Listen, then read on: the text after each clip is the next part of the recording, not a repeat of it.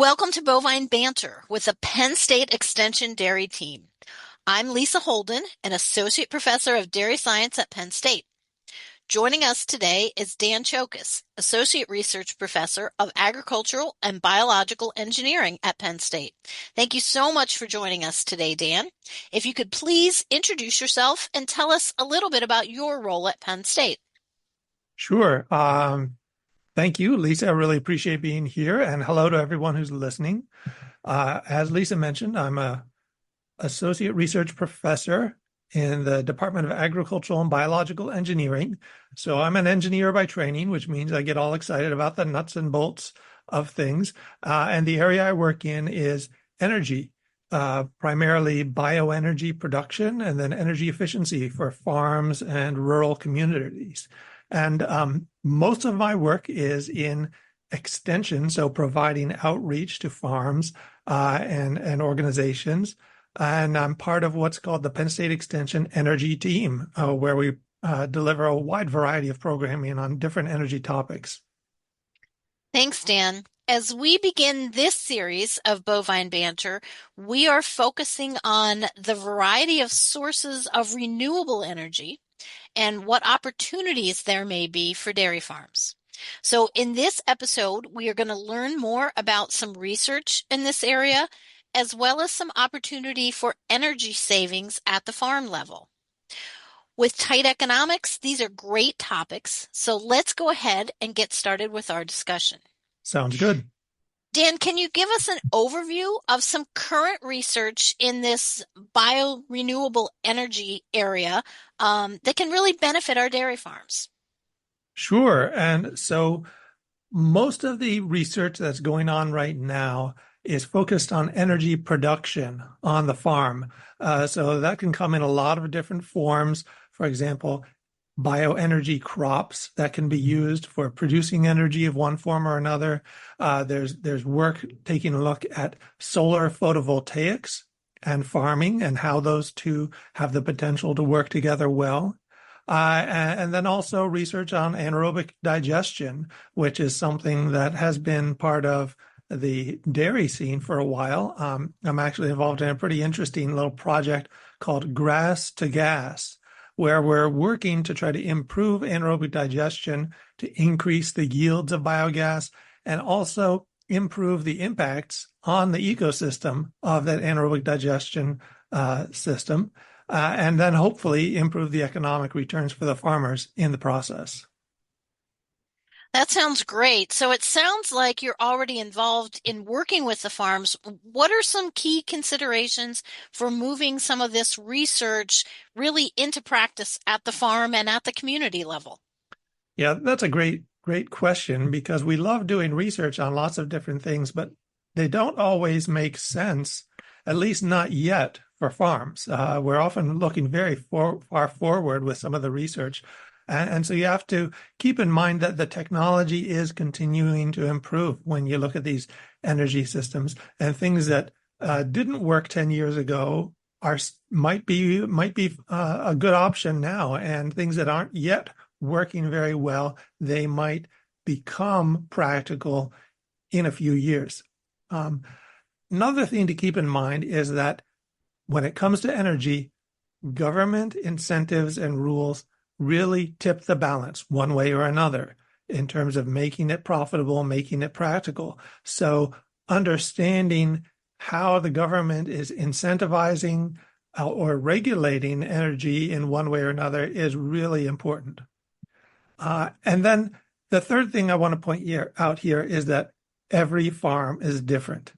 There's really no such thing as a one-size-fits-all solution for farming, as I'm sure you all know. And so it's really up to you as farmers to understand and decide what works best for your farm. So you talked a little bit about the economics. Can you tell us, are there income diversification opportunities for farms that maybe want to utilize biomass or anaerobic digestion? There definitely are. And that's, I think, one of the really exciting things about energy is that it's not traditionally been a big part of the product lineup for a lot of farmers. We talk about food, and we talk about fiber production, and we talk about feed, but we don't always talk about fuel or energy. And that's another area where farms can get new income streams. And so we could be talking about things like electricity that's produced on the farm, or even renewable natural gas. So something that would be pumped into the pipeline, natural gas pipeline, and you could get income for that. You can be selling some of the co-products from some of these energy systems, things like digestate from an anaerobic digester, or separated solids for bedding. And then you can sometimes be receiving income in the form of tipping fees for receiving materials that you use in your energy system on the farm. And then there's a really kind of strange opportunity for revenue in terms of what's called credits. So there are a bunch of these things called credits that you can generate by generating renewable energy, where someone will come up to you as a farmer and say, I don't want to buy your energy, but I want to buy credit for the fact that it's renewable. And some people will do that out of the goodness of their heart. Some companies will do that because their stockholders have told them they must have credit. And then some people are doing it because there are government mandates that a certain number of credits must be purchased and utilized. And so that's another really kind of fascinating and different sort of opportunity for revenue for farmers. But in addition to that, you also have to keep in mind that some of these energy systems can offset your expenses on the farm in terms of replacing what you would have spent for things like heat, or replacing what you might have spent for electricity, or replacing what you might have spent for some of these co-products in terms of bedding and maybe even nutrients that you have available for use on your farm. Thanks, Dan. So lots of interesting things to think about. Where can dairy farms learn more about the research and about the opportunities for some on-farm collaboration? Aha. Well, let me tell you. Penn State Extension, of course, is an excellent place to go for information, as I'm sure you know. And many of you are probably plugged in with the dairy team already, which is a really amazing resource. But as I said, there's also an energy team in Penn State Extension. And you can go to our website at energy.extension.psu.edu. So that's not too hard to remember. And there's a real wealth of information there. We have recorded webinars, some calculator tools that you can use to run the numbers on some of these things, a variety of articles, and you can even sign up for an email newsletter there. And I think that's a great starting point for starting to learn and look at these things. And on top of that, you'll see listed the names of the energy team members, including myself, and our contact details, so that if you want to give us a call or send us an email with some specific questions, we'll do what we can to help. Excellent. So energy.extension.psu.edu. Great to remember. Thanks for all that information. I do want to switch topics just a bit and focus on some opportunities for energy savings on dairies, with milking centers and barn fans and all the other aspects of modern dairying. Electricity demands can be high. So looking at ways to save costs are always of interest to our farms. So, in your experience, what are some ways that dairy farms can make changes to improve energy use and efficiency? And also, how cost effective are these changes for the average dairy? Okay, great questions once again. And I remember being told, and I think it's worth passing on this little point, that the most renewable energy is the energy you never have to use. And that's kind of the strategy and the idea behind the importance of reducing energy waste. And I don't want to talk about necessarily reducing energy use, because energy is so useful on the farms. When you think about all the things we use energy for, and how it really makes modern farming possible in so many different ways, in terms of field operations, in terms of motors and fans and manure movement, like pumps and things like that, how would we even be able to operate a lot of these farms without the benefits of energy? So we want to use it. We just want to reduce unnecessary use. And so there are two main strategies that we use to do that. Strategy number one is to replace old inefficient equipment with newer, higher efficiency alternatives.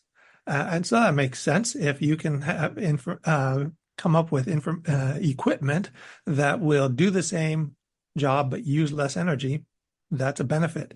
One of the great examples for dairy farms is a variable speed drive on a milk vacuum pump. Now, first off, you may think to yourself, well, what are you replacing in there? The older systems for providing vacuum for milking, they actually utilize a valve that constantly leaks air into the vacuum system as a way of maintaining a steady vacuum in good operating conditions.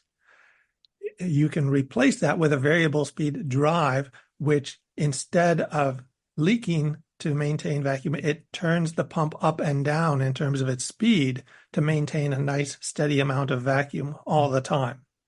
And so what you've done is replace the old vacuum system with an upgraded vacuum system that uses this variable speed drive and reduces leakage, the leakage that was actually a deliberate part of the system that helped it to work well.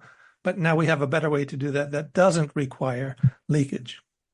Another example, maybe a little more straightforward, would be upgrading lighting systems. A lot of farms have lighting systems that have been around for a long time, and there are some higher efficiency things out there. These LEDs, light emitting diodes, have been every year getting a little bit better, a little bit tougher, a little more rugged, and a little more efficient. And they're really at the point where it's become a no-brainer in terms of the costs and the benefits for upgrading to LED lighting.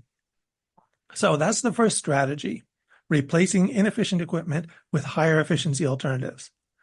The second strategy is to utilize waste, quote unquote, waste or free energy instead of paying for energy to do whatever you need to have done.